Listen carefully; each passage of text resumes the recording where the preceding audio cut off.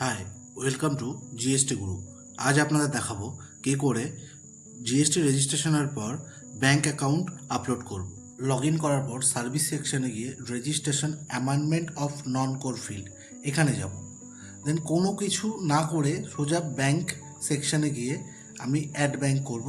একটাই ব্যাংক আমি আপলোড করছি, অ্যাড নিউ। এখানে একের বেশিও অ্যাকাউন্ট আপলোড করা যাবে, আমি একটা দিয়েই করছি। ডিটেলসটা দিয়ে দিচ্ছি। First account number,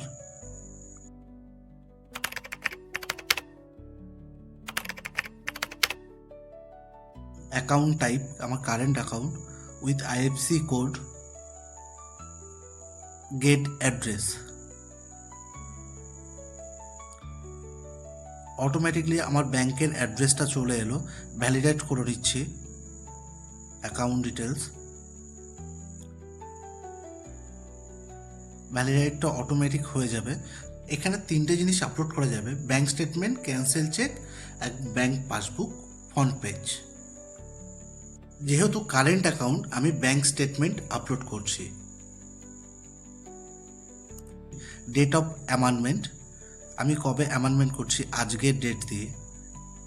reason of amendment, আমি ব্যাংক আপলোড করছি। তো এখানে ব্যাংক আপলোড, ওকে। 7 কন্টিনিউ, আমার একটাই ব্যাংক, ওকে কন্টিনিউ। ভেরিফিকেশনে যাব। I hereby authorise signatory place,